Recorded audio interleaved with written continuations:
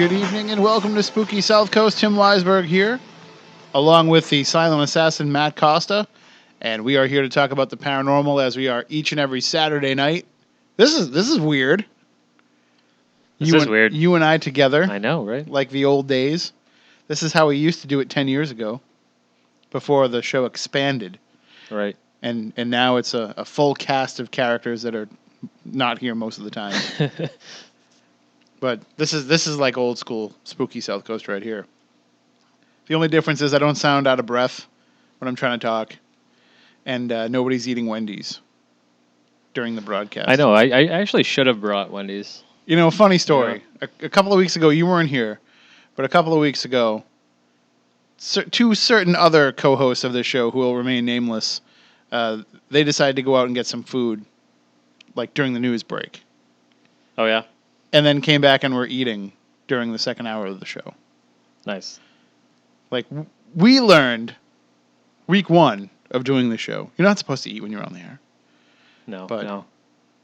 You would have thought in 10 years of doing this, they would have known. So I had to, like, cut their mics. And, you know, they're just sitting there and happily munching away on food on Spooky TV. And people are watching it being like, why are you eating? Instead of talking about the paranormal. And I had to wait till the show was over. And watch them eat, because somebody had to talk. Right, exactly. And we'll certainly have a lot of talking tonight about the paranormal, because coming up in, probably about 15 minutes or so, we're going to be joined by Nick Groff and Katrina Weidman of the new show Paranormal Lockdown, which you might have seen it premiere last night on Destination America. It's a little bit unique. Well, it's a lot unique, which is what Nick's been trying to do for the last few years now, with first working on the Ghost Stalker show as the creator and executive producer, and now on Paranormal Lockdown as the executive producer and the host, or the co-star, along with Katrina. He's trying to go beyond what we've been doing in paranormal television for the last, 10 years or so, and taking it to the next level. And so with Paranormal Lockdown, they're actually locked into a location. They spend 72 hours straight in a location. They sleep there. I'm pretty sure they poop there. We'll ask them about that later on. Right. But this that's a valid question, because when you're locked down, like, what do you do? I think it's definitely valid. And but what I like about this is, because I always tell people when they come to our Legend Trips events, and yes, I am going to plug a Legend Trips event coming up in a minute. So for all of you who get angry about that, just think of all the money we've raised for these places and just suck it up for 30 seconds. But when we do a Legend Trips event or any kind of investigation with people, I always tell them it's important to get to know the location before you start investigating. Get a feel for the place. And I think that with having 72 hours in a location, you have the opportunity to afford that. If you only have 8 hours in a spot, you don't want to spend a whole bunch of time just kind of sitting around getting to know you. Getting to know the location, getting to get a feel for it. You want to get right into the action. But with this, extended period of time, it gives you a chance to really get acclimated to your surroundings. So I think that that's a pretty good approach, and I think it's going to yield a lot of great evidence for them coming up in the future episodes. So we'll talk to them about that, and then later on in the show, we'll be joined by, is it Leshen? Does that sound right, or Leshen? I believe so. I have only seen his name in email, so okay. Well, I do apologize. He is listening, by the way, as well. Well, he can certainly hit us up on Twitter at SpookySC and let us know the right way to do it, and we'll check with him when we have him on the phone later. But he is the producer of the upcoming documentary film Ghostheads, which is about the community of people that has sprung up around the Ghostbusters film franchise. Right. When I saw the Kickstarter, that's the first time I heard it, but it was on Indiegogo before that, when they were actually doing the production or raising the money for production. When I saw the trailer, I was like, "This is us. This is our people. This is Yes. is." I mean, it takes a type of bravery that I don't have to walk around with a Proton pack strapped. But if I had one, I would probably. If you owned one, you would wear it. Right, of course. I mean. And if you had a real jumpsuit, you would wear it. I mean, the ones we bought for Halloween a couple of years ago, those were just too cheesy. Right. I think ours fell. Mine ripped. I think mine ripped in the derriere. Mine was more in the frontal crotchal area. Yeah. But I guess I wouldn't be opposed, because I mean, I do have a gorilla suit, and I do have that No, that's the other Ghostbusters. That had the gorilla. Oh, that's right. That's right. Yeah, that's the Filmation Ghostbusters. We won't talk about that. No. But I'm very excited about this because just watching the trailer for it on the Kickstarter page, it's amazing. I mean, it's I definitely can connect with these people because I feel what they're talking about. No, there's really a sense of a community behind it. And that's what I've noticed about a lot of these documentaries that have been coming out over the last few years is they're turning the spotlight onto these fan communities.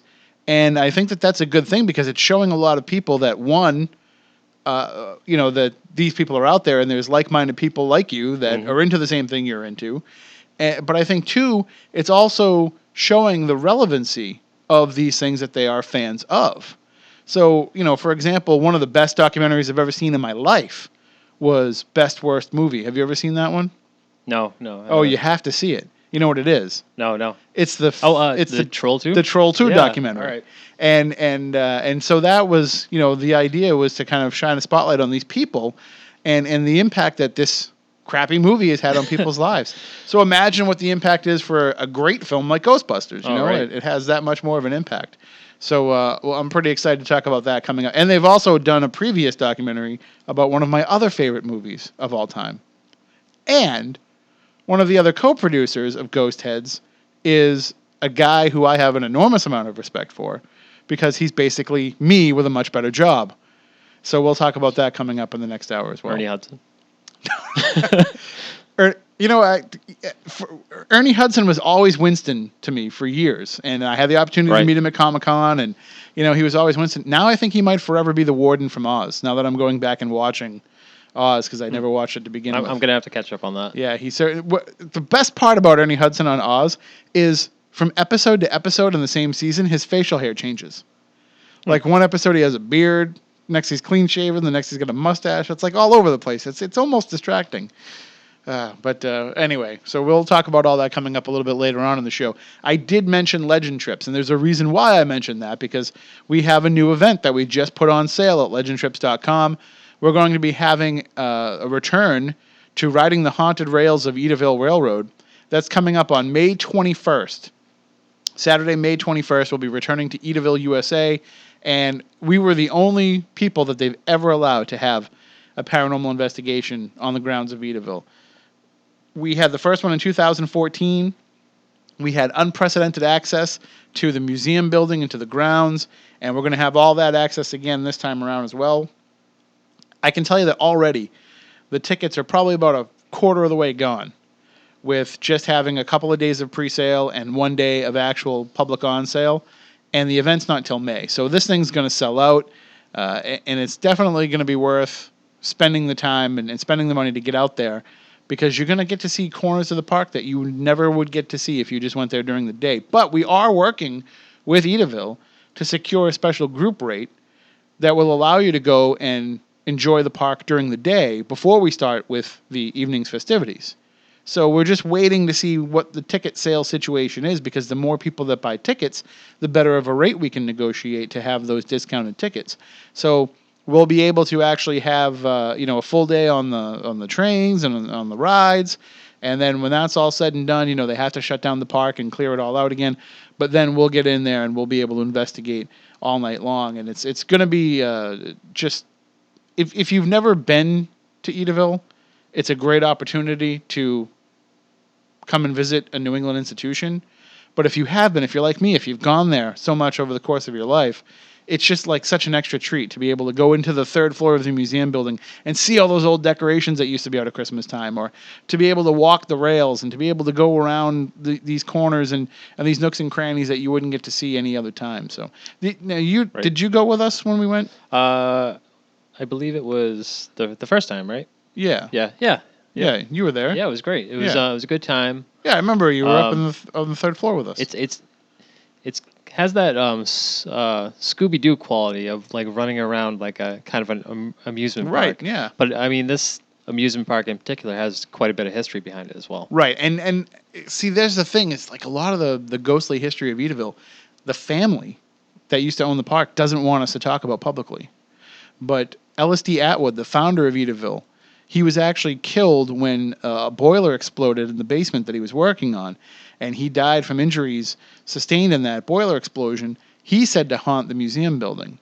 His wife Althea has been seen roaming around the grounds, pining for Ellis. Mm-hmm. Some people say she's even seen in her wedding dress, walking around the grounds of Edaville. And that doesn't even get into all the Native American spirits that have been spotted all over the place. Because that land, long before it was the LSD Atwood Cranberry Company, was native land. Mm-hmm. So there's a long history of native ghosts there. And one of the more creepy and intriguing aspects of Edaville is the house. The nondescript house that just sits at the top of the hill across the museum building. Right. It's a little out of place. It seems weird that there's just a house right there. Right. But it's always been there. And there has been 3 suicides in that house over the years. I always thought it was just one. But when we first started putting this event together a couple of years ago, we were informed, oh, no, we've had 3 different people commit suicide in that house over the years. And that house was super active, I guess, the last time that we had an event there. So it's, and the people who work there still talk about some of the strange things that happen. Right. And you also have that area is always known for their cranberry bog. So, I mean, there's definitely a lot of activity as far as different workers and migrant workers over the course of, I'm not exactly sure when the cranberry industry started, but I mean, there could be a lot of residual energy there. And you know what else is interesting about it is there's a lot of bog iron in those bogs. And does that have a role? Does that have a role in the amplification of the paranormal activity? And there's a lot of flowing water as well. Yeah. Like, I mean, if anybody has seen a cranberry bog before, it's kind of surrounded by a ditch of water. And so the water is flowing, and I guess maybe with a lot of the iron and in the soil and things like that, it could be ionized, energized. Science advisor is not here to give us the terminology that I require. There's so much, though. There's so much and not to mention all of the rides came from other parks. A lot of the exhibits came from other places. They all come in carrying their own energies. So now before we get complaints from everybody about, stop pushing Legend Trips events. Okay, sorry. Right. Sorry that we've raised nearly $30,000 to help historic haunted places over the last 5 or 6 years. Yeah. Oh, sorry about that. We're just being nostalgic because it's a place we. Yeah, we're really just talking about Edaville at this point. We're not trying to sell you a ticket. Exactly. I mean, it's a place that we've been going to since we were children. So. And if you've never been, it's a great. I mean, we've got people that are coming out from all over the country to come to this event. So, and that's just the people who have purchased tickets so far. So it's really going to be a pretty interesting night. I'm looking forward to it. I cannot wait to see the look on people's faces when they start going up into that attic and seeing all those old decorations. And both the people who have never been there before and the people who I remember that from when I was a kid. And I was telling Samantha and the folks over at Edaville, don't clean up anything. Leave everything exactly as it is. Well, one of the things I definitely want to address later on in the show when we start talking about Ghostbusters in the second hour, I want to get your take, Matt, on the Ghostbusters trailer that was released this week for the new film that comes out this summer, because in just talking about it before we went on the air, we were already kind of at a little bit of a disagreement about it. So I think, we've got a couple of minutes now before we are joined by Nick Groff and Katrina Weidman to talk about Paranormal Lockdown, but just really quickly, what was your impressions of that when the trailer dropped the other day? And did you know it was going to drop when you booked the producer of Ghostheads, or was that just a coincidence? I did. I've been kind of anticipating it since the teaser trailer came out. Right. Which I'm not sure when that became a thing, when we started to have trailers for trailers, but apparently that's a thing now. But I was pretty excited for it. For one, I mean, I like with as soon as Slimer came on the screen, like that's just an iconic character that they said was not going to be in the movie. But then Michael K. Williams ruined it when he said that he actually had a scene with Slimer. Right. So I think that's when he should have just waited, because I mean, like he blabbed like a week before the. You don't tell Omar what to do. Omar coming. See, if you've seen The Wire, you would know the Omar references. Right. I do not. And you would just be, because Omar is like the most badass ever to be on television. But what I was bothered by about it is it was exactly what I was afraid of in terms of the dynamic of the four actresses that are involved in the movie. Mm-hmm. It's the same type of things that they always do. And even though there's like little tweaks to the characters, it's like Rick Moranis plays the same guy in every movie, but it's just a little bit different than it was in another movie. You know what I mean? Okay. I could see that. I could see that. Louis Tully is no different than Seymour Krelborn, is no different than the dad from Honey, I Shrunk the Kids, Wayne Zielinski. I knew if I thought about it for a second, that would pop in my head. So, and it's like kind of the same thing with these characters. And I got that feeling that dynamic is going to be the same throughout the movie.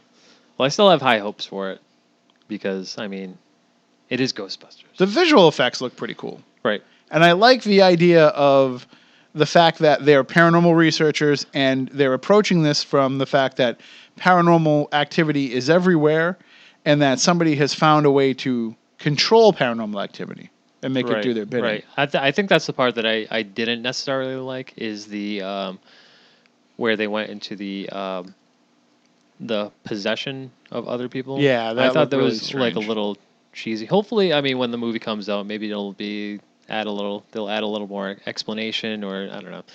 But I think that was my only hang up about the whole thing. And the scene where everybody's running and screaming, what was that giant weird ghost that was walking by? Oh, I don't know. Yeah, that was a little strange. I mean, there's still no word of the Stay Puft Marshmallow Man either. Yeah, I mean... Do you think that'll come back? I don't know. I mean, I think you have to kind of have some kind of nod to it. Mm-hmm. But, I mean, I don't know. I guess I would have to know kind of where the whole script goes. But I'll probably end up watching it at some point. I'm probably not going to go see it in the theater, or maybe I will because of, the show. You have to, yeah. Yeah, but I just don't think that... I'm not very excited at this point. Let's just put it that way. I'm not very excited. I'm glad that it's not a reboot. I'm glad that it seems to be kind of a fourth film in the franchise, but in a different direction. Mm-hmm. It's very Next Karate Kid-ish. Oh, man. Yeah. You put it in that category. I already put the new Ghostbusters in the category of the Next Karate Kid. So that could be... I think was that the movie that you said you would not talk about? Yeah, that's like the Rocky V of Karate Kid movies. It didn't happen. Just didn't happen. It didn't exist. All right, well, we're going to take a break. When we come back on the other side, we'll be joined by Nick Groff and Katrina Weidman to talk about Paranormal Lockdown. Did you see the first episode last night? Did you get to tune in and see it? If not, I know Destination America is rebroadcasting it. I know they have it on demand. We're going to find out some of the inside info of what you can expect coming up on this season of Paranormal Lockdown and about the actual approach to it itself. I got to tell you, as everything that Nick's involved in, it's visually beautiful. I mean, this is like the Frank Grace photography version of television. I mean, everything just pops on the screen. It looks awesome. But what I was the most impressed by with it is after watching hours and hours of paranormal television in my life, I was a little creeped out. I was a little terrified for what they were going to go through. So we'll find out about all of that coming up in just a moment. Stay tuned for more Spooky South Coast here on New Bedford's news talk station, WBSM. I'm Nick Soboleski, a Select Quote agent with a true story that could save you hundreds of dollars a year. A woman named Linda just called. Her husband, Ray, has a $300,000 group life insurance policy, but is changing jobs and can't take it with him. Well, I impartially shopped the highly rated term life insurance companies we represent and found Ray, who is 41 and takes medication to control his cholesterol, a 10-year, $500,000 policy for under $26 a month. That's almost twice the coverage for less than half of what he had paid. If SelectQuote hasn't shopped for your life insurance, you're probably paying too much. For your free quote, call 1-800-471-9807. That's 1-800-471-9807. 1-800-471-9807. Or go to SelectQuote.com. We shop, you save. Get full details on the example policy at SelectQuote.com/commercials. Your price can vary depending on your health, issuing company, and other factors not available in all states.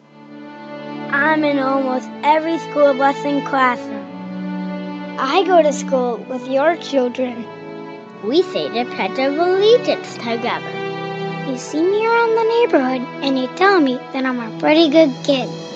Well, I'm one out of every 5 children in America, and I'm struggling with hunger. This problem is closer than you think. My teacher tells me we can grow up to be whatever we want. I want to grow up to be someone who doesn't go to bed hungry. There's enough food in this country to feed everybody.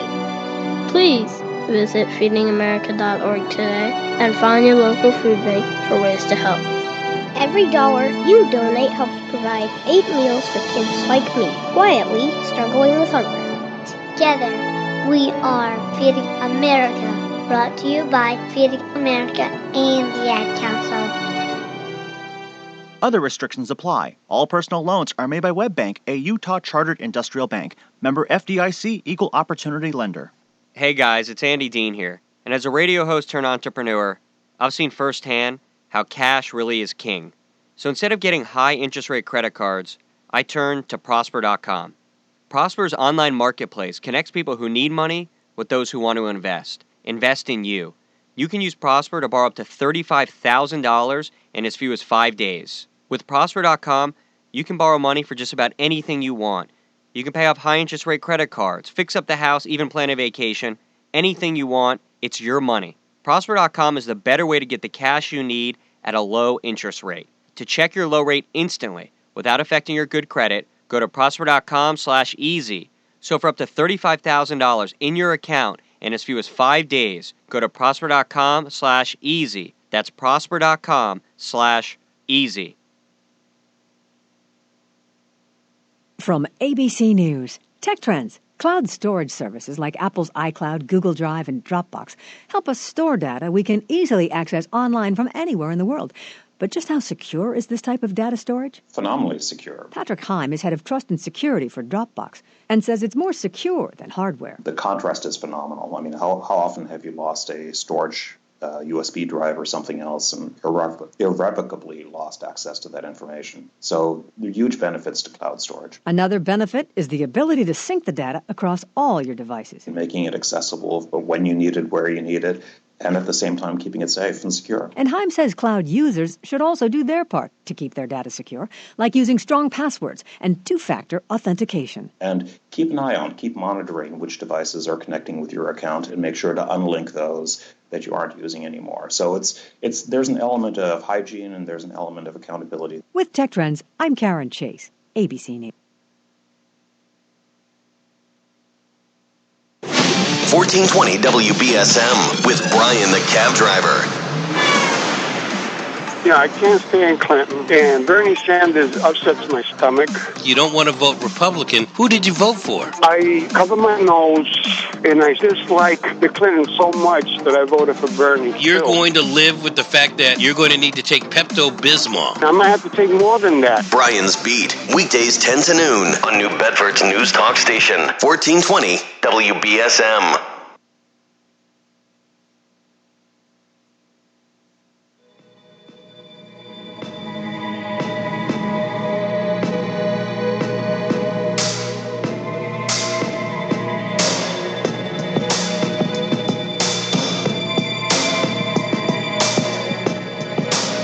Welcome back to Spooky South Coast. Tim WEISBERG here, along with the silent assassin, Matt Costa. And we are broadcasting live here on WBSM as well as on Spooky TV at SpookySouthCoast.com, where you can actually watch the show while you're listening to the show, because we have multiple webcams set up all over the place. You can see us while we're talking and just sitting here talking. Really, that's what we do. And you can also follow us. You can look at Tim's Mountain Dew in the background. There you go, my 2-liter bottle. That's how much. That's what they call product placement. That's how excited I am for tonight's show and for tonight's guests. I have to have a 2-liter to get me through. And then, of course, you can also talk about the show online using the hashtag SpookyLive, and you can text us during the discussion as well at 67664. Just start your text with the keyword WBSM so it filters into us. But if you have anything you want us to ask Nick and Katrina, you can certainly text it to us. It would be the best way. But now we are going to bring them on. This is where it gets challenging for me, sitting in the producer seat here. See, Nick Groff, you're the producer usually that I have to answer to, so it's a lot easier when somebody else can take the blame if things go wrong. But now it's on me tonight. Good evening, and thank you for joining us. Hey, Tim. How you doing? How's everything? Oh, spooktacular, as we say here. And thank you for joining us. I can't believe it's taken us this long to get you to come on the show. I know. I don't know. I don't know why it's been this long, but I guess I've just been everywhere lately, and it's been a crazy ride for the last, I don't know, a year and a half, just getting to this point, but it's definitely worth it, and I'm excited to be on your show and talk to you. I mean, we talk a lot anyways, or we have in the past and stuff, and I think it's good to be at this point where we can just talk on your radio show now. And Nice.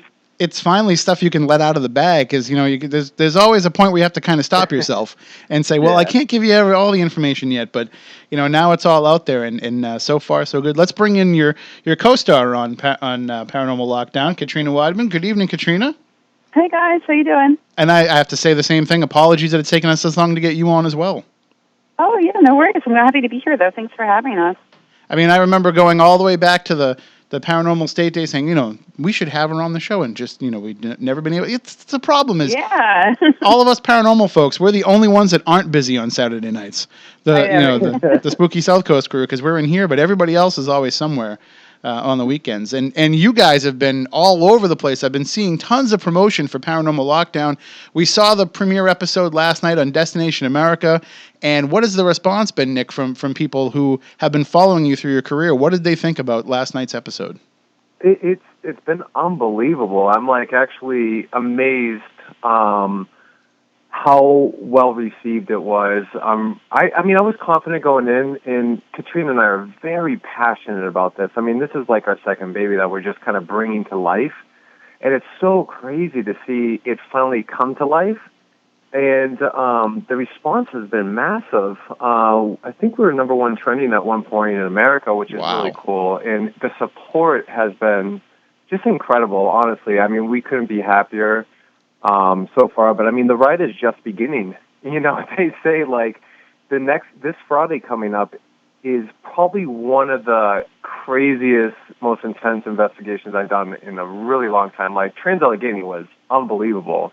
And the evidence we captured was amazing, incredible, but, it gets intense, emotionally, gritty. The next one is just, even more mind-blowing, I feel, at times. Well, and Katrina, you've been investigating for a long time, and you've known Nick for a long time, but what was it like when he came up to you and said, here's the idea. We're going to close ourselves off into a location for 72 hours, and we're going to sleep there, and it's just going to be all-encompassing for us for 3 straight days. Yeah. What was your thought? Well, at first it sounded like a good idea. But, what's funny? It's everything feels good when you're going in there. You might be a little nervous, but still you're like, okay, this isn't so bad. I can do this.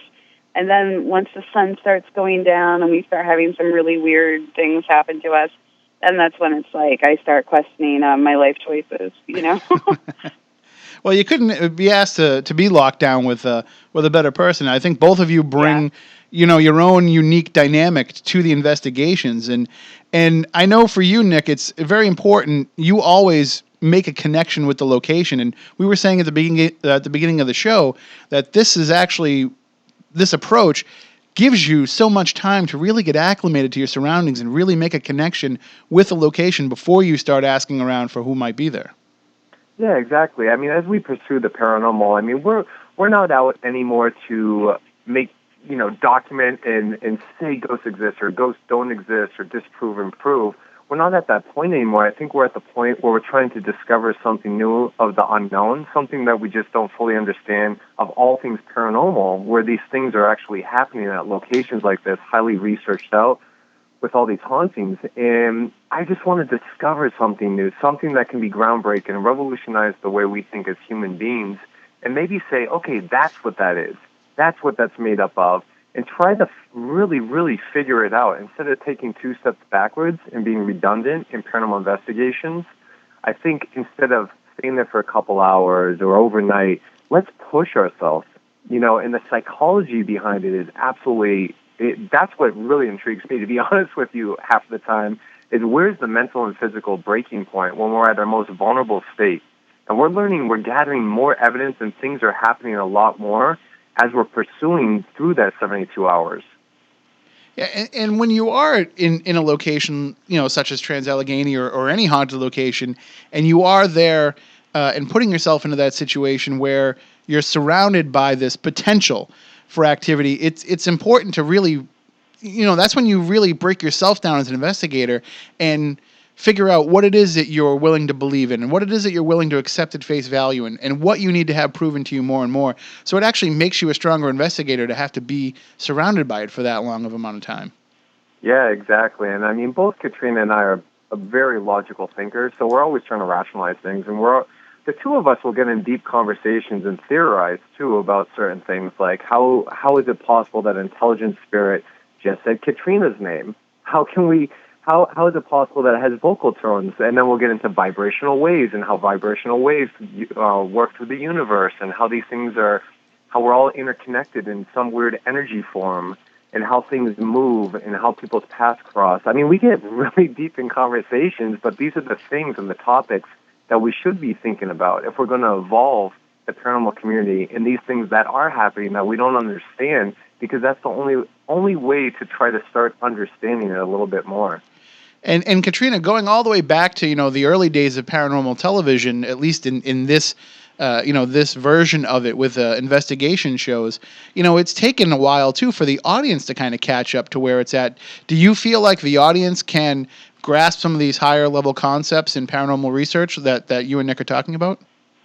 Yeah, I think that's what, from the feedback I hear when I go out for lectures or events and just on, even social media, I think that's what they've been wanting to see.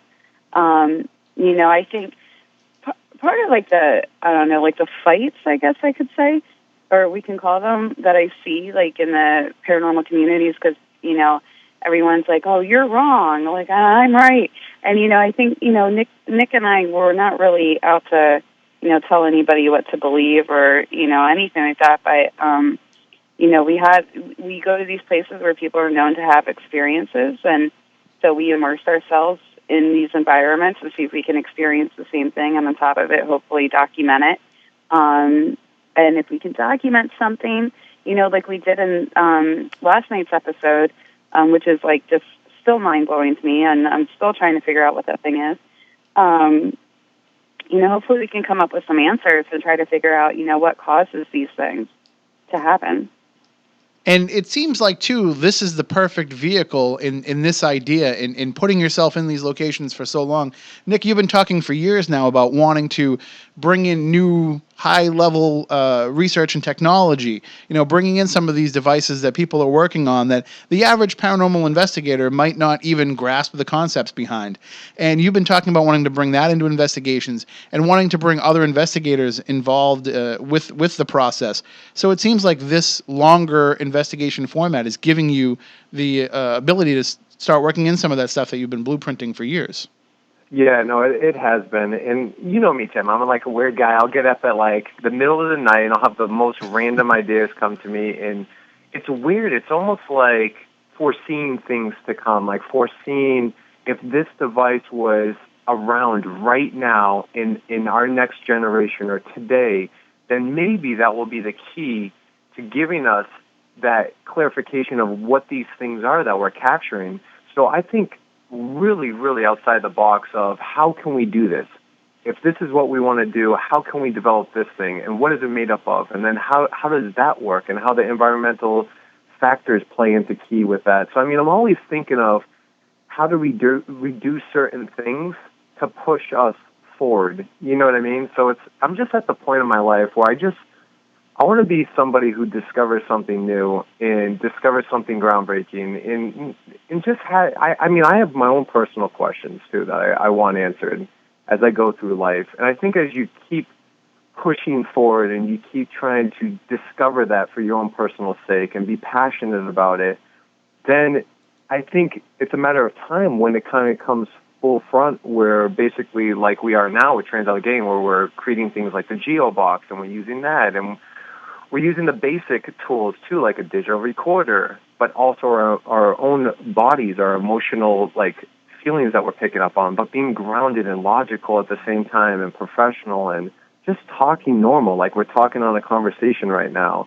I mean, that's what it's really about. It's enough of the over-dramatic and just getting right to it. I think we're at the point now that if you want to discover something, like Katrina said, you have to immerse yourself into these locations and become a part of this environment. So the technology is definitely getting there, and I feel like we would have never been able to capture some of the evidence that we captured at Trans-Allegheny Lunatic Asylum if we didn't have the equipment that we have now, and if we didn't think outside the box to adapt the equipment to get to that next phase in this generation as we're pushing forward in this paranormal community. Well, and Katrina, if that's Nick's motivating factor behind wanting to further this research, how about yourself? I mean, have you reached the point where you've now accepted for yourself that this is real, that ghosts do exist, and what's your motivation now to keep going out there? Yeah, I think I believe in the sense that I believe that there are things in this world that we don't understand, that are unknown, and that science cannot explain yet. And I think that comes from not only my personal experiences, but also, obviously, the scientists and doctors I've worked with over the years and eyewitnesses that I've talked to over the years and the investigations I've been on. I think there's a full spectrum of the paranormal. So I don't necessarily believe that a ghost is what we've defined it as so far, as somebody who's died that's now come back. I think that's absolutely possible, and there's enough, eyewitness accounts to suggest that that's real, and that's something that happens. But I also think there's a lot of other things that happen that might not fit under that definition. So for me, I think my personal, quest for this is, definitely to discover something new, like Nick said. But it's really like to figure out, I guess it's just discover something new. I just really want to know, hopefully take it one step further, the field that is, to figuring out what these things are. Because, I go back to what I said earlier, we know people have these experiences. It doesn't matter what walk of life you come from, what profession, what religion, what background, these things have been happening for hundreds of years all over the country. And so something is happening. It doesn't necessarily mean that it's the definitions that we have applied to these, different phenomena, but something is happening. So I think that deserves exploration. And I can vouch, firsthand in having some of these conversations with Nick where, what should have been a 20-minute phone call to just touch upon a couple of things turns into, a 2-hour discussion about what the nature of some of this activity might be. And I love that. And is that something that you're going to be exploring in Paranormal Lockdown, the idea that it could be a variety of different things that are actually creating this phenomena that we call ghosts? I feel like we already are doing it, to be honest with you. I mean, don't you think, Katrina? I mean, we discussed this on camera, off camera. It doesn't matter what we're doing. Like right now, I mean, we're discussing it right now. We talk about this all the time. We'll be driving the airport together, and I'll just raise the question. It's weird. We were thinking about this, Katrina, right, the other day when we were flying home together from LA, when we were doing all this press for Paranormal Lockdown, and we're talking, and I just looked at her, and I had this weird thing that came in my head, and I said, do you think it's possible that energy, the way energy works and the way our universe kind of works and evolves, do you think it could be possible that maybe it's us, our energy, our vibrational waves coming back and talking to our own self through some of these spirit voices? I don't know, it's very weird, but we get into discussions like that where it's just way out in left field. But I think that's what you have to do. You have to theorize sometimes, and you can't be so one-sided with things, because then it doesn't make you a strong investigator, and you're not invested in trying to search out new ideas and new topics and what this could possibly be, because we just don't know yet. Well, I mean, and to me, I've reached the point almost where I'm going to be disappointed if we find out that ghosts are just dead people. Like, if that's all that it is, it's like, oh, really? It could have been so much more. But no, you're right. You're right. I mean, you're absolutely right, because look, for the world that we live in right now, there's such positive people. There is positive, and then there's negative. And for some people, Earth is like hell for them, right? I mean, we've all been through really terrible times in our life, and you would think and you would hope that there's a better place. So what is it that we're dealing with? And I think sometimes when you have dramatic deaths or murders or certain instances, that location, it resonates outward, that energy. And sometimes that's what's lingering or manifesting or just moving through this realm into our reality, and we're able to document it at times. So it's very bizarre how things work, but I think that's what kind of makes us want to learn more and just keep striving through. And I think that's why we don't get a lot of sleep either at these locations, to be honest with you. It's frightening at times. Well, and that's one of the aspects that I found to be the most interesting, because I'm thinking about it in my head, and obviously the first thought that pops into my head when I hear you're going to be there for 72 hours is, well, where are they going to go to the bathroom? Because a lot of these places don't have running water in them. Well, Trans-Allegheny actually has a functioning bathroom that was only the heated bath. Actually, the women's room at the bottom in the administration part of the building on the first floor, there's actually a working bathroom. And Katrina was like the only heated woman's room, right? So Yeah, I actually took like naps in there when I could. So because it was like the only place I had heat. I didn't even think about the idea, though, of sleeping there. And it's one thing if you're going to start, setting yourself up with a little base camp and having some of the comforts of home, but you're just basically laying out on cots in the middle of these haunted locations. And I saw the one thing that I noticed, Katrina, right away is when you went to go to sleep on that first night, you pulled those covers up over your head tight and made yourself a cocoon. Yeah. And that's how that's how I normally sleep. Like any kind of light really distracts me. And it's also really, really cold, so, trying to keep out the cold. But, yeah, there's definitely a part of me that's like, I just want to go to bed. I don't want anything to distract me, even though, we're trying to document things. But it's like, it's so hard to get to sleep in these places because I think you're just naturally, your body is just on alert constantly. So any way I can kind of like relax, while we're there to try to get, some sleep, I try to do it, Yeah, I mean, I think all of us that are involved in this sleep that way. I think we've kind of just naturally developed the ability to make sure that we hide ourselves under the covers as best we can. And I don't care what anybody says. Yeah, unless it doesn't cover you, though. That's the worst thing about being tall. That's true. You're kind of screwed there, Nick. Yeah, the monsters are going to get you. There's a location that coming up, Randolph County Infirmary in Winchester, Indiana, and we're at this location. It's like, what was it, Katrina? 20 degrees, if I remember correctly, and it was so cold during the night. And Katrina goes to the basement to sleep. I'm up on the third floor in this jail cell, and I tried so bad getting that sleeping bag over my head, and I just couldn't because I was too tall. And the sleeping bag just came up to, like, my eyes. And I had to, like, curl up and put the sleeping bag over me.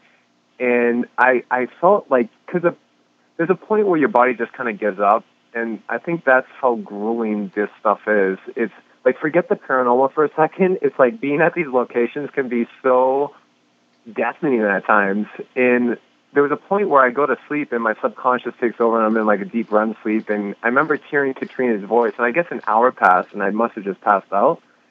And she's trying to wake me up. And I laugh now because I'm alive, but thinking about it, like my subconscious was like, all right, am I dead? Am I still alive? What's going on? I thought it was like I passed on, I was in heaven and I froze to death. And then Katrina's there waking me up and you see this arm just slip out of the sleeping bag, and it looks like I'm a zombie, and my arm just folds out, and I start coming to, and I realize that I'm still alive. It was so weird, that experience. Well, you mentioned some, that as being one of the upcoming locations, and DestinationAmerica.com has a list of all the places that you'll be checking out, and also the guest investigators that join you. And that's one thing that's very unique about this, because a lot of other paranormal research shows have gotten away from kind of expanding the investigation to including outside people. But you bring in some of the names and faces that people will recognize. You had Amy Bruni and Adam Berry on, and John Tenney's coming up, and Lorraine Warren. I mean, that must have been an honor just to have the opportunity to hang out with her for a little while and investigate. Yeah, I mean, I'm just at the point where every single location, we have reasons why we pick each location to research certain topics that we're interested in to try to study more in the paranormal. And also we're bringing in people for certain reasons to help push us through in these investigations. So there's a reason for everybody and a reason for why we talk to everybody for each location. So, I mean, John Tenney is a really, really knowledgeable individual, and it was crucial for him to bring him into Franklin Castle because we were trying to decipher legends and what's fact and what's not. In all the other locations, I mean, they play tribute to some of the people that we're talking to. So it's incredible. I mean, I think everybody should come together as one unity and just kind of team up and try to discover something new as a team. You know, what's the point of separation? I mean, at this part of our life, if we want to discover something, let's push forward together. Mm-hmm. Oh, absolutely, because you bring in those other approaches and those other, different energies that you never know what kind of impact that could have in the investigation that you're conducting. Exactly, and I mean, look at Adam Berry. When we brought Adam in Amy for Trans-Allegheny, Adam wanted to lay down on the sleeping bag where I slept that night, and he got like one of the most clearest spirit voices coming through on the digital recorder saying, "Hello, Adam," which I thought was really interesting.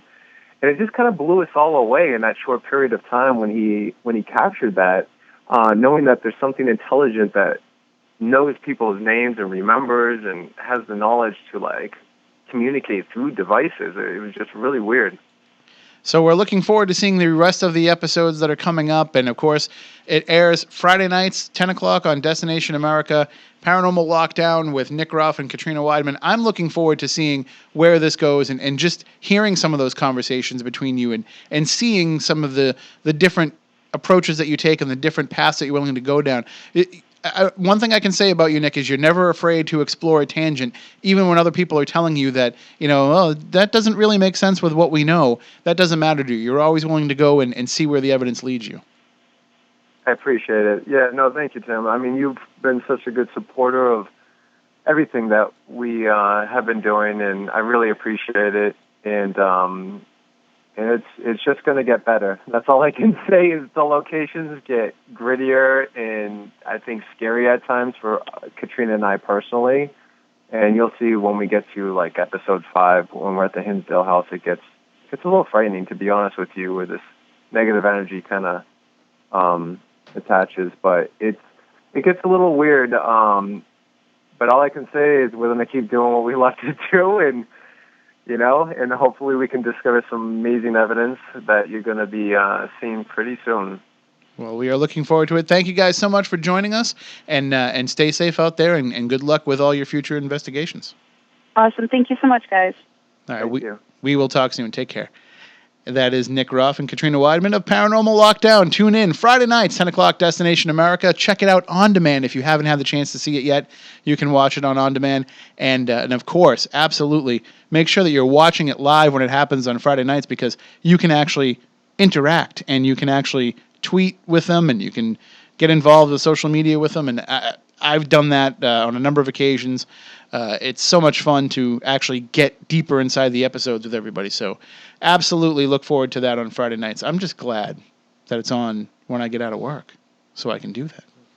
Well, for everybody that was joining us, and for those of you who might have just been getting in, sorry, Nick and Katrina crashed our server a little bit there, but we're all up and running now, and we'll be talking Ghostbusters. New Bedford's News Talk Station. New Bedford's News Talk Station. 1420 WBSM. New Bedford, streaming worldwide on Radio Pub and on WBSM.com. We are New Bedford, the new 1420 WBSM.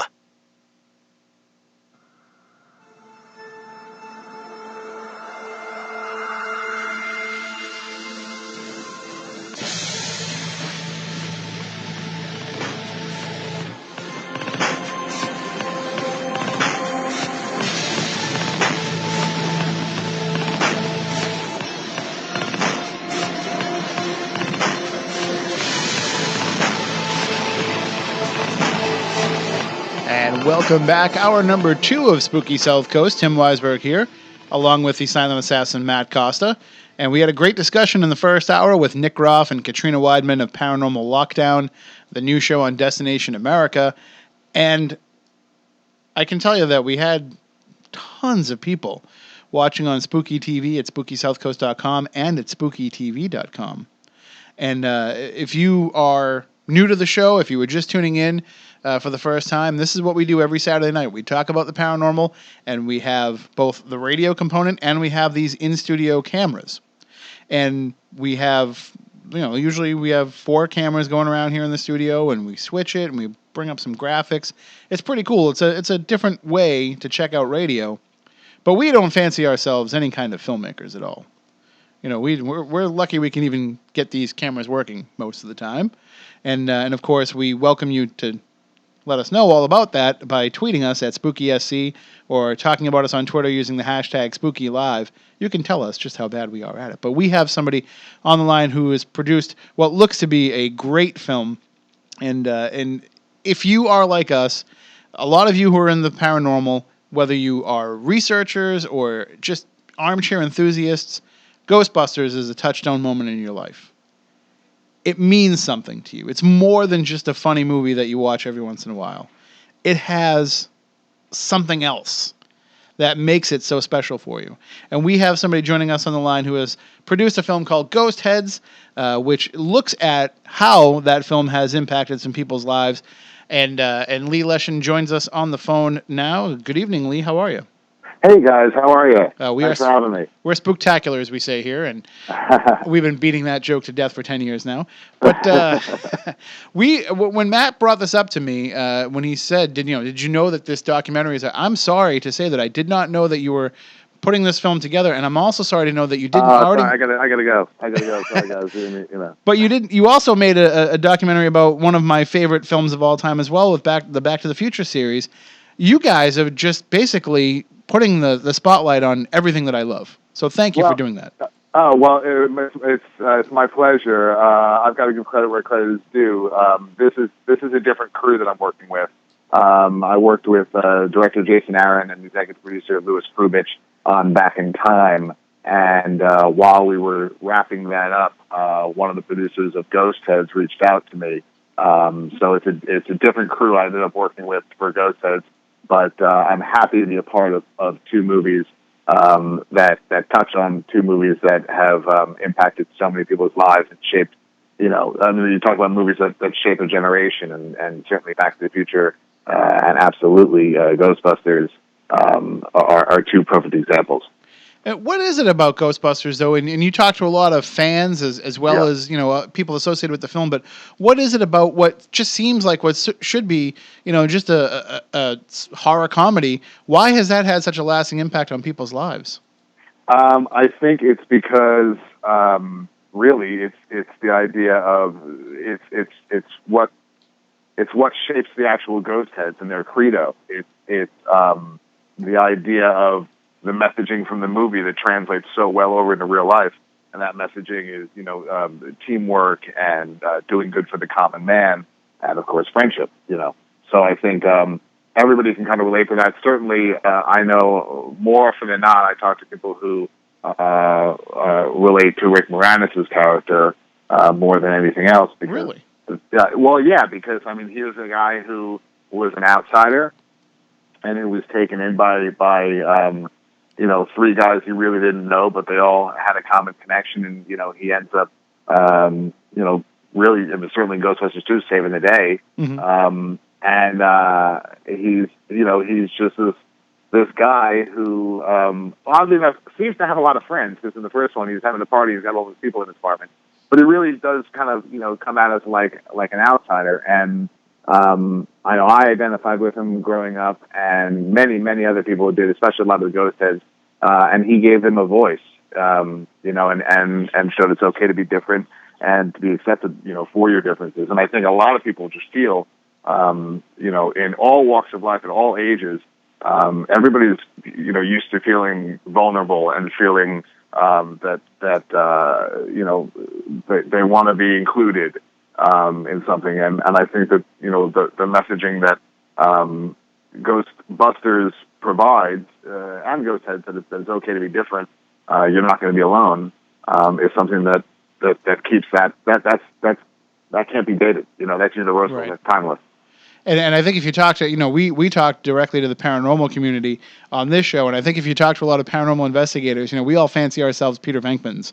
We always think we're, the smart ass who's walking in there and not afraid of anything. And but I think what it is, though, is that there's so many different types of personalities in these films that everybody can kind of gravitate toward. They can all kind of find who it is that gives them their voice and gives them their perspective on how they would deal with this stuff if they had to face it head on.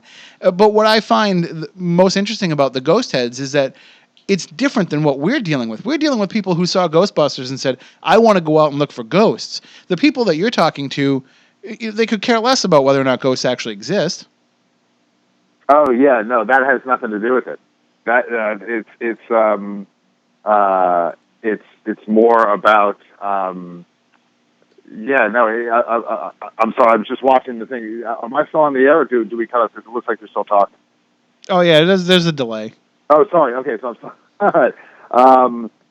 No, it really doesn't have to do with actual ghosts, whether they exist or not. It has to do with the guys. That's really what it has to do with. And that's something that in all of my years of, kind of worshiping these films, that's something that's kind of gone under my radar because I'm so involved in the ghost world. I don't realize that it has that impact on people in terms of camaraderie and in terms of brotherhood and in terms of wanting to kind of, and what was great about the Ghostbusters is they weren't coming into this as following in anybody else's footsteps. They were innovating. They were coming up with this idea of being paranormal exterminators and being the first ones to ever do that. And right. I think that some of these people who are, the fan worship for it are willing to make that same type of leap to say, I would be on the forefront of that if that came about, if I could have my friends around me like this. Exactly. I mean, there's strength in numbers, and more to the point of Ghostbusters being loved for something more than just a horror comedy type of movie. It's a lot like Life with Back to the Future. It's not a time travel movie. It's not a science fiction movie. It's not a comedy. It's not a drama. It's about a kid who wants to save his family, and I think a lot of that is lost. When people, they might not realize that that's why they love it, but that's where that longevity came from. It's just about a kid trying to save his family. And the same thing with Ghostbusters. For the family, it's the city. Here are these guys who are everyday guys who happen to, have great brains and a great passion and love for what they do. And they put that to good use, and they get to save the city twice. So how did it come about then to, obviously with the Back to the Future film, you have, that kind of already under your belt. And how do you decide now to then turn the spotlight and turn the lens onto the Ghostbusters community? How did you even find out that there was a community of ghost heads out there? Sure, they found me. Tommy Avalone, who is the producer and also the director of a terrific documentary called I Am Santa Claus that's on Netflix now. He reached out while we were wrapping up Back in Time, and we had just gotten to know each other. And then, when I was kind of finishing up the project, he had said, "Look, is this something would you be interested in joining the team?" And absolutely. I mean, this is a great way to go from one beloved franchise to another, and it's something that was certainly part of my childhood. I'm not a ghost head, but I'm a kid of the '80s. I mean, our co-producer on this is Adam F. Goldberg from the Goldbergs. Mm-hmm. I don't know if you watched the show. Oh, I love the show. Yeah, so that's me. That was me when I was a kid. So all these types of movies, Back to the Future, Ghostbusters, and there's tons of other references in the Goldbergs and stuff. I mean, that was me. You know what I mean? So to go from it was a no-brainer to go from Back to the Future to Ghostbusters. And when Tommy sent me the initial, we did an Indiegogo campaign. They had done one for their production budget. There's currently one going on, if I can plug it. There's a Kickstarter campaign now. If you go to ghostheadsmovie.com, it'll take you over to the Kickstarter page. We've got about a little less than a week to go, and we're almost at our goal, so we'd love some help on that. But we when Tommy had sent me the Indiegogo campaign trailer, there was a gentleman on stage at a convention. It was a ghost head addressing a big crowd, and they were talking about all the things that the ghost heads do, and they do things like raise money for their communities and local charities. One of the main things they do is they go to children's hospitals. And the guy who was speaking said something to the effect of, when you go into a place where children should never have to be, which is a hospital, and you see them smile because you're there. That right there made the lump in my throat grow to the size of a softball, and I just said, I'm in, man. Where do I sign? This is something I want to be a part of, and it's been a terrific ride. I mean, the Ghostheads are terrific. It's been great meeting some of the cast and crew from the movies, and we're hoping to have a rough cut soon. We've locked our director away in a little cage, and we said you can't come out until you have a rough cut. So he's in there right now. He's in the ecto containment unit. Exactly. We slid him in, and we switched over to green, so he doesn't come out until he knocks 3 times and spits or something like that. Well, I deal with there's a Comic-Con that we have here in Rhode Island every year that I'm part of, and I do some hosting and some panel moderating for them, and there's a lot of that stuff going around these days. There's a lot of those conventions happening, and I've gotten the chance to know a lot of some of the Star Wars organizations. We have a group of high school girls here where we are that dress up as Disney princesses and go out and do charity events. I mean, it's really become a way for people to kind of live out their dreams as their heroes, but also make an impact and do good for other people. And it seems to be something that snowballs from one to another, that now they pick up the mantle of whatever it is that they're into, and they find a way to turn it around and make good with it.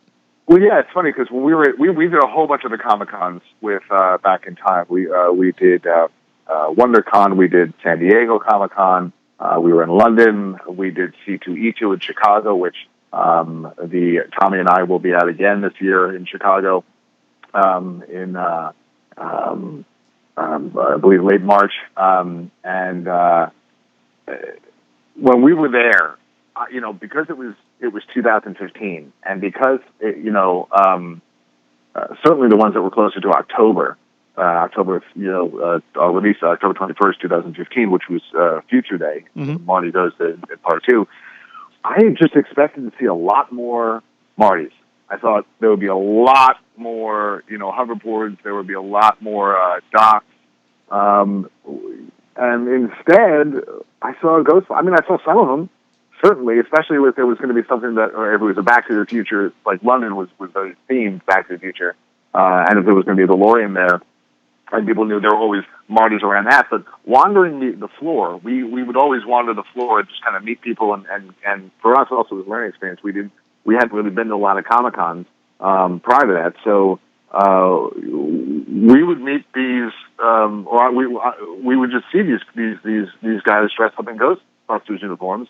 And looking back now, it's a shame I didn't get to meet any of them at the time. But I'm meeting plenty through the movie.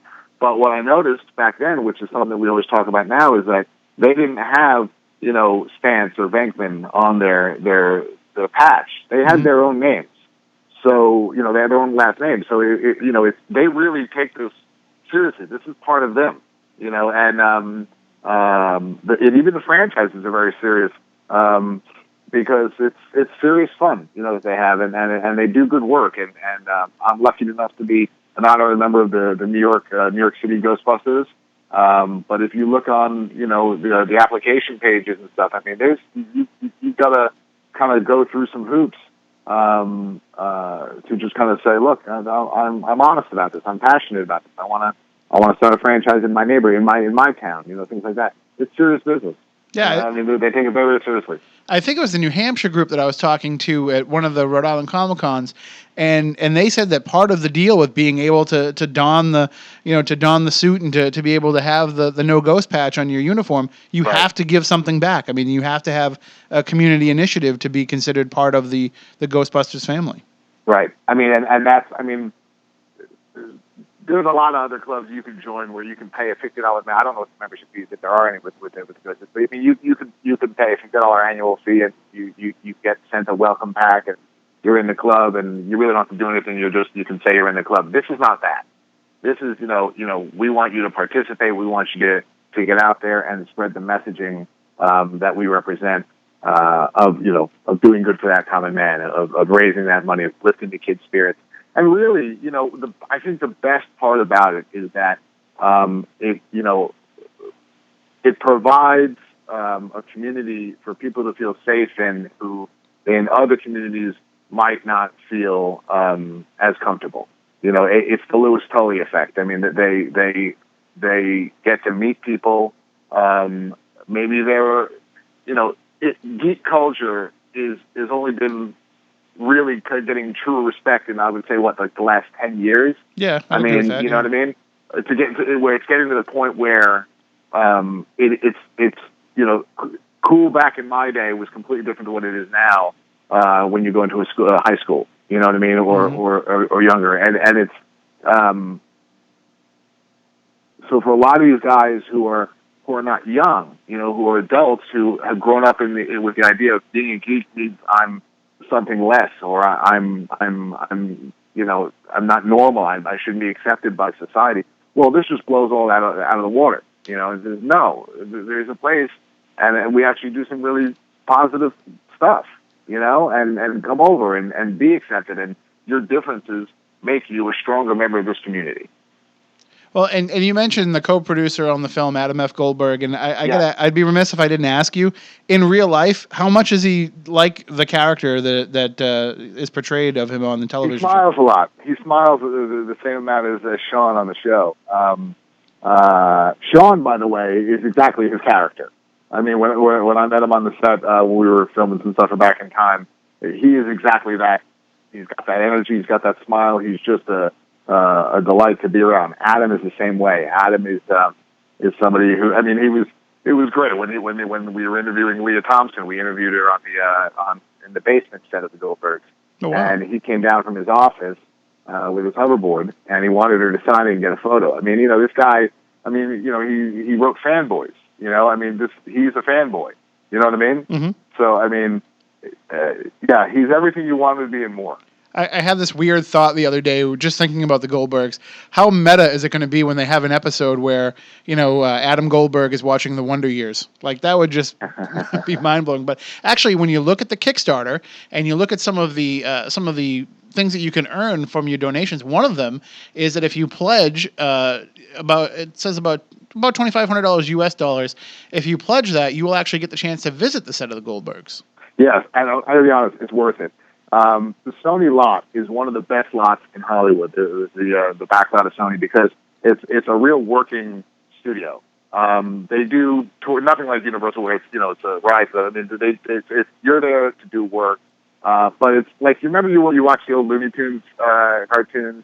And they would do something where maybe they were doing a sort of meta episode, and they'd be walking in between sound stages, see people, you know, hordes of Humphrey Bogart and Frank. Exactly, just walking. There are people in, like, you know, togas and Caesars, you know, the whole thing. That's what it's like at Sony. I mean, you know, mostly it's people running back and forth with coffee, but occasionally that's the type of stuff you see. You know, I mean, you get to see a lot of the show cars. You get to you know, that are driving around the lot. I mean, it's really just a fun lot to be on. And the Goldberg set is, when you walk into that set, you're on that set. You know you're in the Goldberg's house. You know what I mean? It's pretty cool to be there. And of course, anybody who grew up in the suburbs has been in this house before. You know, we've been in this type of house before. So it's a real treat. And Adam and his whole staff are just terrific people to work with. They're great. If I scrape up enough money, you know, digging through the couch cushions and everything, I can come up with an extra couple of $100. Can I make a big, tasty music video while I'm there, too? Well, I'll check with Adam. It depends on how many extra $100. As long as Jeff Garland doesn't wear pants. That's my one requirement. No. That's exactly. And I hope one day to be like him when I grow up, where I can come in and just drop my pants and then just be king of the castle. Oh, my friend, I am already there. One of the other things that I noticed too about this documentary Ghostheads too is that Zack Ryder is a big Ghostbusters fan. Yeah. And I didn't know that about him. I mean, I knew that he was kind of into all things geek, but I didn't realize that Ghostbusters was a big part of his life. Yeah. Unfortunately, I'm the wrong person to talk about. This is where I just a really bad guess. I am not the guy that got Zach involved in the film. That was Tommy. Tommy's a big wrestling fan, has been his whole life, and knew that Zach was a big fan, so got him involved. He's been terrific. It just goes to show, though, you never know who it is that this film, these two films, soon to be three, have such a part of their life and such a part of who they are. It's something that's touched a lot of people without ever even realizing it. Yeah, I mean, it's something you can really bond with. Whether it's talking about movies or people bond over music, or I mean, how many people now are just comparing Netflix views? It's a medium of storytelling that can really bring a lot of people together when it's done right. You can make the stuff of legends like Ghostbusters and build a franchise that makes sense 30 years later. I mean, it's a completely different type of movie. And I mean, but at its heart, I'm sure it's going to be a comedy like the first one, like the first two in the franchise. That followed a lot of similar rules of other comedies from back then, and I think this will do the same, because that's audiences all kind of grow together and mature together. Mm-hmm. And movies that were made in the 80s in the style of the 80s might not work as well unless it's done in a tongue-in-cheek way, like Wet Hot American Summer or something like that. So I'm really excited to see what Paul Feig has done with the new cast. I'm really, really looking forward to it. And he's been a big supporter of ours as well. Well, I was going to say, it's usually when you see a lot of these documentaries about fans, you don't always necessarily get the impact of the original stars of whatever property it is that people are a fan of. But with this, you were able to get a lot of interviews with people, not only from the first two films, but also with people coming up from the new film that's coming out this summer. Yeah, well, right now we've got Paul, who is very generous with his time, and we got the chance to interview him again at the Sunny Lot, where the Ghost Corps office is, which is I'm sure your audience knows, but that's the new company that Ivan Reitman and Dan Aykroyd set up, and it's great because the facade, they redid the facade of the building where Ghost Corps is to make it look like the entrance to the Ladder 8 firehouse. So it's you walk in and there's a giant No Ghost logo right in front of you, right where the check-in desk, the reception desk is, and it's you're just it's like, yeah, this is what you hope it would look like in there, where there's a big hellhound staring you in the face as soon as you walk in. You know what I mean? So but I forgot the original question. I'm sorry, I've wandered. Oh yeah, Paul. Yeah. We got the chance to interview him in one of the mixing theaters there, and it was the Anthony Quinn mixing stage, if I remember correctly. A beautiful theater where they do sound mixing and stuff, and it's great. He was so just generous with his time. He brought in some of the props of the movie to show us. He showed us obviously the new Echo and the new proton packs. I mean, it's great to be filmmakers and be professionals, but it's also great to geek out on set. And when you got a guy like Paul, you can freely do that. Well, that's Jason Aaron and I were geeking out on back in time when we were interviewing Alan Silvestri, because he was when we wrapped up the interview, he was working on something for the new movie The Walk, Bob Zemeckis' new movie. And he had the keyboard out, and he had all the sound equipment, and he was just kind of playing something. And the sound he was using, I recognized it immediately from Forrest Gump. It was the same tone on the keyboard, and he was just kind of like writing stuff on a touchscreen monitor, and then would kind of just riff on it. And Jason and I, who are both musicians, were kind of elbowing each other, saying, "This is so cool! We get to geek out as musicians and watch this happen." So it's the whole process of making these documentaries allows us to learn so much more about the subjects that we're covering, as well as kind of relive some of the fun that we remember as kids. I got a shiver down my spine when you were telling that story, because the Back to the Future theme is my favorite movie theme of all time. Oh, it's terrific! It's terrific. It's just epic, and everything about it just kind of, it just grabs me right away. And speaking of music, Ray Parker Jr. was interviewed for Ghostheads too, and I wonder if, even after all these years, if Bustin' still makes him feel good. I don't know if we asked him that, but you guys need to make a sequel already, because you could make a whole another movie just based on that question. I think we can. I mean, listen, some of these Ghostheads have already been able to do it. The Louisiana Ghostbusters has a web series out there about all the stuff they do. If you really want to learn stuff about it, watch some of that stuff. But no, Ray was terrific. He was. We got to interview him right before the holidays last year, and so his house is beautiful, and it was all decorated for Christmas. So as we're setting up the equipment, and this again is another time that you are there as a professional, but you inside cannot deny that your stomach is doing flips, because Ray Parker Jr. is on his couch and he's just strumming the Ghostbusters theme for a little while, and then he switches into Christmas carols, and he's just on this acoustic guitar, and it was setting up a shoot is boring. Setting up the lights and setting up the camera, it can get kind of, especially for a producer. I don't really deal with the technical stuff, So for me, it's kind of just making sure everything's running smoothly and just making sure everybody's happy.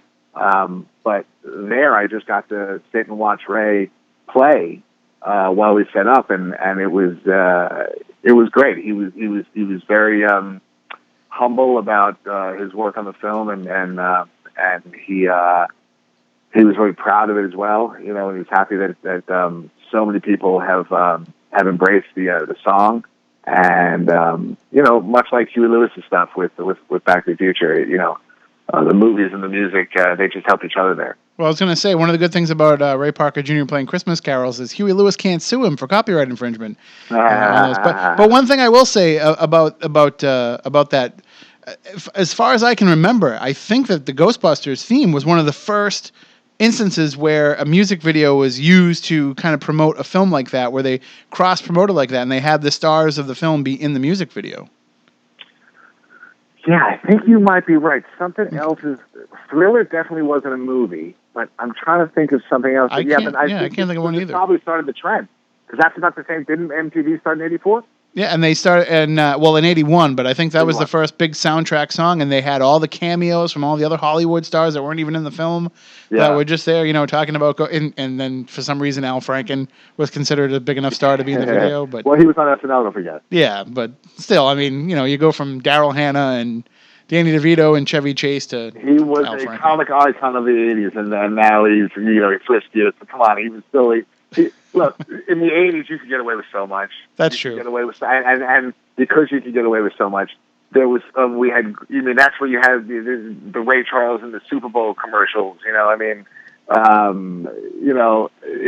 was just a great time for entertainment, and for really what started branded entertainment, which is what we're talking about.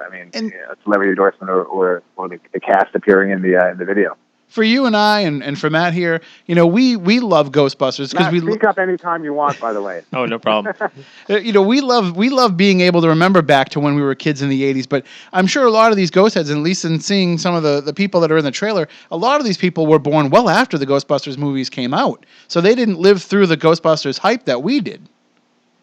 That's the beauty of all this is that I was talking to somebody the other day who's around my age, and we were on a call about something, and they're going to partner up with us for something, and we kind of and he said, guys, I haven't seen Ghostbusters in ages. And I said, well, you know what, you should watch it, because it is so much better now as an adult, in my opinion. First of all, you get a lot more of the jokes. Right, yeah. You know what I mean? But it is a movie that just holds up. It really does. Both of them, so. But for us though, it's become, it's like, it's part of our vernacular. Like if I screw something up, Matt will tell you, we've worked together for years. If I screw something up, I'll be like, mother puss bucket. It just, it works its way into your mind, and it becomes part of the fabric of who you are. Even if you're not like us and you're obsessed with the film, if you've just seen it enough times, it just becomes that reference point for all of society. Sure. Yeah. Again, this comes back to the point I was saying about just how TV and movies can bring a mass audience together, make you feel something at the same time, all at once. It's why my brother and I can sit around for hours and just throw each other one-line movie quotes and just try to guess back and forth. You know what I mean? And Ghostbusters. Look, did you hear that? You know what I mean? It's like something like that. It's a brilliant line that you've got to know Or is it Listen? Did you see that? It's. I believe it's. Listen. Do you smell some? Do you smell that? Yeah, something like. Well, the point is, we would have gotten it. I mean, my brother and I could. We could just. I mean, and a lot of people do that. They can just. And it's Ghostbusters is one of those movies that fits that category. That's got the lines. You know. I mean, you can just say Twinkie. I mean, and I think half the people who grew up in the '80s know what you're talking about. Right. And you know what I mean? I actually saw the news that for the new film coming out, they're bringing out Twinkies that have key lime filling, so you'll have like a Ghostbusters Twinkie, and also they're bringing back Ecto Cooler. Yep.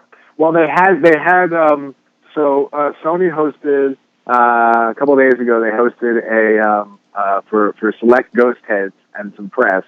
They had them out to the lot, and they debuted the trailer for everybody. And then afterwards, they went to the commissary, and they were served Twinkies served with green cream, and they had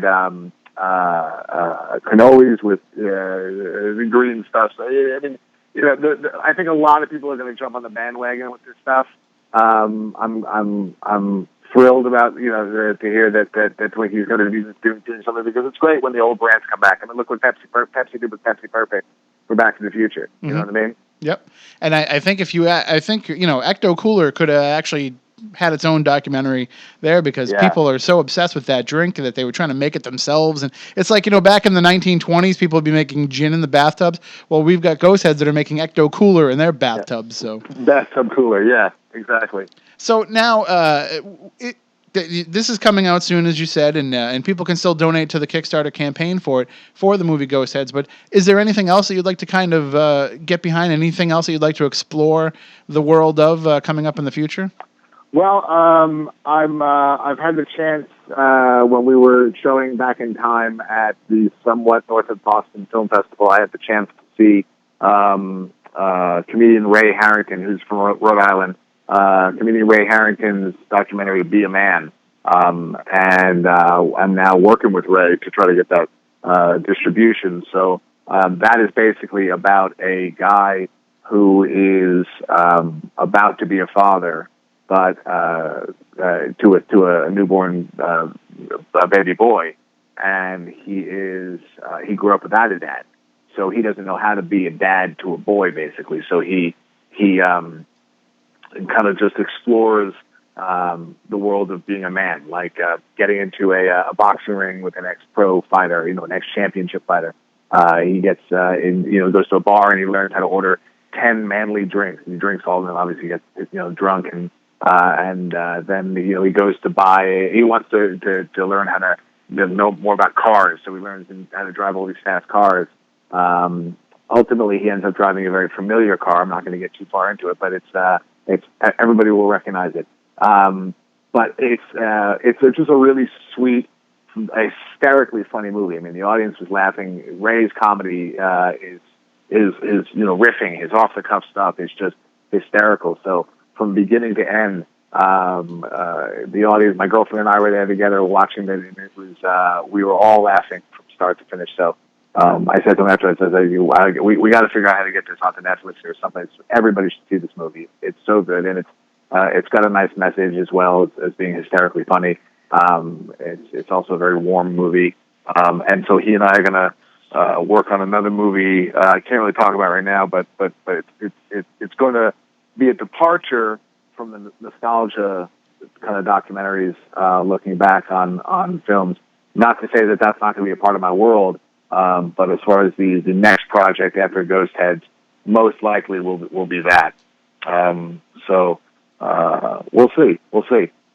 Well, it certainly sounds like that'll be a great and very special film. But of course, for those who still want to get involved with Ghostheads, there's still time. There's still some great packages available for people that really want to get involved with it. You can have the chance to actually go to the premiere of the new film and to visit the set of the Goldbergs and to get some signed memorabilia. And it just goes to show, too, like how much everybody that's involved in this, even the people that you interviewed, loves the idea of this great community around Ghostbusters, that they're giving you all of these great items that you can then turn around and give to some of your backers. Yeah, we've been really lucky with that. I mean, we've had this suitcase full of goodies that we've been schlepping around all the different interviews. I mean, Dan Aykroyd has signed some stuff, and Dan was great because he gave us all these books that we had talked about, internally, saying, oh, maybe we can get Dan's father's book. And then he, and we were thinking, okay, well, do we buy him online first? Or what? And ultimately, we thought of it too late. We couldn't get him in time. And when we showed up, he had him with him and said, here, I'll sign him and you guys can use him to raise money. I mean, and yes, and Sony has been terrific. They give us 2 pairs of the tickets to the actual Ghostbusters New York City premiere, which I believe is the only premiere. Unfortunately, those are both pairs are gone. However, if somebody does have the $5,000, I'm sure we can get another pair. But there are tons of other great, more inexpensively priced rewards there. And then we're also going to be having a pretty major announcement sometime midweek this week, most likely Tuesday or Wednesday. So if you want to follow us on Facebook or Twitter, you'll be the first to know there. It's a pretty big, juicy one. It's the biggest Twinkie we've announced so far. Let me just put it that way. And so if people want to follow you on social media, how can they do so? They can go to Facebook. On Facebook, we are Ghostheads Movie. Facebook.com/Ghostheads Movie. On Twitter, I believe it was the same thing. Let me just double check that. And I believe the same thing on Ghostheads Movie on Twitter, and then also on Instagram. And then they can also, right now, our URL, our website is forwarding to the Kickstarter page, the ghostheadsmovie.com URL forwards to the Kickstarter. We'll probably leave it like that for a little while because it's just so we can focus on the post-production and the release of the film rather than building a whole website and stuff. We're probably going to leave it on the Kickstarter for a while and just continually putting the updates there. So you can always go there and just click on the updates tab. And we'll continually updating it there as well as obviously Facebook. But there are 6 days to go on the campaign. We're a little less than $4,000 away from our goal. We'd love for people to get in touch with us, donate, and if there's a select kind of special package they want us to put together for the rewards, we could probably do that also. So just let us know. Sounds great, and people could certainly keep continuing to support the project even after all the funds are raised by sharing and talking about it on social media and making sure that the whole world knows about this, because I do think that everybody that I've ever met that is a Ghostbusters fan to the level of the type of people featured in Ghostheads have just been nice, quality people that I would actually want to have come to my house and get rid of a ghost should that need arise. Yeah, honestly, the fans have been terrific. They really have. I mean, a lot of people, no matter what they feel about a new movie being made, revisiting the franchise, they're all great with us. They're all supportive. They, respect us for adhering to the qualities and messaging of the franchise, and being true to telling their story. And it's very heavily a fan story with a little bit of making of stuff in there. But a lot of the time when we're talking to Dan Aykroyd or Ivan or anybody, a lot of it wasn't just hey, what was it like to shoot in New York City? What was it like to shoot at the library? It was more about what's your reaction to the fans, and Ivan and Danny and Paul inviting all the Ghostheads out to the Sony lot, flying people out and putting them up and showing them the trailer first. I mean, that's just a testament to their appreciation for the fans, and that's really all this is doing. We're literally just documenting. We're just flies on the wall, and because the stories are telling themselves. Well, I'm really looking forward to seeing this, and I wish you all the luck with it. And I hope that this new film continues to just grow the cult of Ghostbusters. That more and more people, not just welcome it into their life, but admit that it's actually been part of their lives all along. Because we've all quoted it at least once. Yeah, I hope so too. I mean, we were very lucky with Back in Time and Back to the Future, where the October 21st really helped us because a lot of the national conversation. Literally, USA Today, printed the Marty jailed, or McFly jailed newspaper that day. The conversation was started because of the date, and we lucked out because of that. But I really think that, and I hope that we were part of bringing that franchise back to the forefront of people's minds, and I hope that people will watch our documentary and go and watch Back to the Future and really appreciate it. And I think the same thing is going to happen with Ghostheads, because we just passed one of the dates, coincidentally, February 14th, 2015. Valentine's Day. Bummer. So we just passed that date, but we're hoping that the combination of our movie and of Ghostbusters really brings back these common themes, these positive messages that come out of the movies that are so needed and so relevant in today's world. All right. Well, Lee Leshen, thank you so much for joining us, and we look forward to talking with you more down the line and finding out what the reaction is to the film once it's released. Thank you, Tim. Thank you, Matt. I appreciate you taking the time out for us. All right. You have a great night. Take care. You too. Bye. And Matt, I'm going to take you to task on something because we talked about this a little bit off there. You have to watch the Goldbergs. I do. Believe me, it's us. Just like Lee was saying, it was him. Yeah. It's us. I mean, it's everything that we were all about. But that's exactly what is so great about having I don't even want to say a fan base so much as it is a fan community, as much as it is people who have come together and made this part of their lives. We see it with a lot of, paranormal people that are out there. The paranormal researchers that we talk to are really just no different than some of these fan groups that want to just go out and be the people that they see in these properties that they like, in these television shows and movies. Right. It is really great that there are these things like the Ghostbusters movie that can kind of bring people together and kind of bond over a common interest. Now, would you ever put on the jumpsuit and actually be part of the organization? Oh yeah, sure. I think I'd have to lose a few pounds first. I would have looked like if they had actually gone through the plan of having John Candy as a Ghostbuster. That's what I would kind of look like dressed in there, But and the really weird thing was the time that I went to Comic-Con and I saw somebody cosplaying as you. Oh yeah, remember that? That's true. Your That's doppelganger. True. I hope they actually. I don't know if they're gonna come this way with Ghostheads, but Rhode Island Comic Con would be a great venue for them. I was thinking that I would probably try to reach out to Steve and reach out to Lee and see if we can get them connected and see if they could maybe show both films. Yeah, maybe they can be in the studio. Yeah, that would be great. I mean, I would love to have the opportunity to have the people around here get a chance to see it on a big screen, and they always have a film festival component to the Rhode Island Comic Con. So it seems like a perfect fit. So I'll see if I can kind of put those two entities together and see if we can make it happen.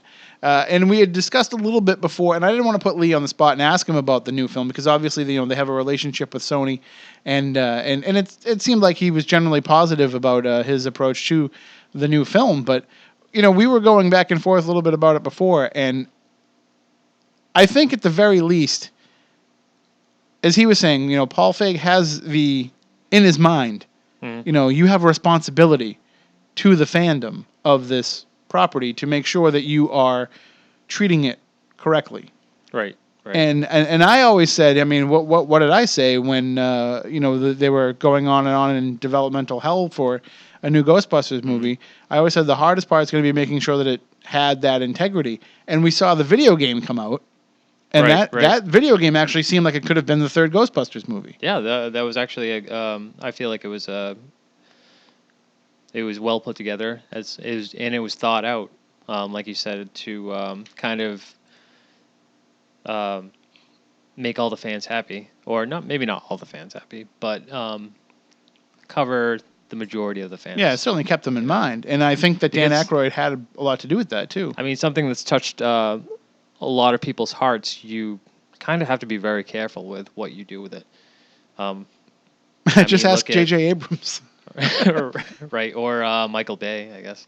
Yeah, the other side of things, yeah. Yeah, actually, I'm a part of a group that has to do with Michael Bay, but A group like a Facebook group or like an actual like go out with signs group. oh yeah, it's called Michael Bay Stay Away from My Childhood, and it's just basically just a lot of people just complaining about how he ruins Transformers and movies, Miami Vice and Ninja Turtles. Right, and did he do G.I. Joe? I don't think so. I don't know, but that one was. I think they dropped the ball on that one. You know who I blame for all of that, by the way? I blame Hasbro. Because Hasbro's come up with this idea of they want to have all of their toys have movies. Right. So they have the Transformers, they have the G.I. Joe series, Battleship, the Ouija movie. Those were all put together, and I don't want to, crap on the Ouija movie because, we're friendly with the people that wrote that and directed it. But I'm just saying, like, it's part of this idea of, what's next? We're going to have Risk, the movie? Right, Stratego? Right. Clue? Oh, no, wait. I'm surprised they haven't made a Mr. Potato Head movie. Well, he was in Toy Story. I guess. So, and I the lines are blurred for me. Are Hasbro and Mattel the same thing now? I don't know. I'm not sure either. No. Do you think that the new Ghostbusters will have action figures? Oh yeah. You think so? I think they're gonna. I mean, as much as I might have some issues with the movie, if there's a Leslie Jones action figure, I am buying one. If anything, they would maybe further on down the line, Todd McFarlane. Oh yeah, that's true. Yeah, make some high quality ones. Who, by the way, has said recently that he's bringing back Spawn with a new movie. Oh yeah. I thought I mean that original Spawn movie that. It could have been a lot better, but I know there was a lot of limitations as far as technology is concerned. And they had a lot of John Leguizamo. But there was there was an aspect of that of making sure that they tried to make it somewhat. I know that it was not family friendly, but they were trying to make it somewhat family friendly. It was edgy because it was a '90s movie, but they were trying to make it more accessible. Right. I think Deadpool's changed the game. Right. I mean, I think that Deadpool already. There has been R-rated superhero movies prior, but. Not with the hype that not like Deadpool major has. ones, and well, I mean, Watchmen was, I believe that was rated R. Punisher Warzone, I think that was rated R as well. I almost don't know if I would count Watchmen as a superhero movie. No, not like to the extent what I mean. Like it wasn't really an action movie. It was more of a thinking drama. Yeah. But already the new Wolverine movie has been up up to an R rating. Because of the Deadpool effect, so I don't know. And I think was it Disney who owns some of the superhero properties? They own Marvel, right? But they don't have all of the Marvel film rights because of the deal that was negotiated with Sony before they bought Marvel. Right. I think they came out this and week with a statement saying that they're not going to. They don't have any plans to make any R-rated. Movies with their current properties. Yeah, because 20th Century Fox has the Wolverine rights, I believe, and the X-Men. I don't know. Yeah. It's a weird thing there. I'm not. Exactly sure. The Marvel kind of screwed up by going all over the place with it, but in the end, we're getting some pretty good movies. I'm not as big of an Avengers fan as everybody is, but I really like what they've done with the X-Men. Oh yeah. With First Class and Days of Future Past, and now. Apocalypse just looks awesome. I know. The only my only complaint about those Marvel, the Fox Marvel movies is that you have to sit through all the credits just to see like 15 seconds of the next movie. Yeah. Which is fine. Well, I'll sit through it. Did you see Deadpool? Not yet. No. There's an end credit scene for Deadpool. Is there? It's worth sitting and waiting for. Nice. I'm not sure how true it is. I know I read a little bit of it, but I heard there was some internet clamoring that they wanted Deadpool to do Saturday Night Live. Yes, they were actually started a petition. And I think that would be an excellent choice. I could just see. But did you see the Kanye audio that was released from when he was? Oh yes, I did. Well, with the Deadpool, yeah. Yeah, then Deadpool released the audio of why he can never be on Saturday Night Live. I try to avoid Kanye West stuff, but right. But it was a good joke. Even though he needs our money. We are really at a point where we have to start worrying about Ryan Reynolds' mental health. Because he thinks he is Deadpool. Yeah. I'm fine with it. I don't want him to be in anything else ever again. Just keep being Deadpool. Yep. So, all right. Well, that about does it for this week's show. We're out of time. Hopefully, you will go out and check the show out on iTunes or wherever podcasts are found. I use player.fm. I find that is always up to date with the latest show, and it's easy to stream them and download them. But wherever you feel comfortable getting them, the Stitcher app, it's all over the place. Wherever you can download it and listen to it and stream it, however you need to do so. We'll be back next Saturday night for another show where we talk about the paranormal. And we've been doing it now for 10 years, so why stop now, right? And you can reach out to us anytime, spookycrew at spookysouthcoast.com or on Twitter at SpookySC. Those are the ways to get a hold of us. And, of course, hashtag Spooky Live on Saturday nights during the live show. So until next week, for Matt, for Chris, for Stephanie, I'm Tim, and we want you all to stay New Bedford's News Talk Station. New Bedford's News Talk Station. 1420 WBSM. New Bedford, streaming worldwide on Radio Pop and on WBSM.com. From ABC News, I'm Todd at 5.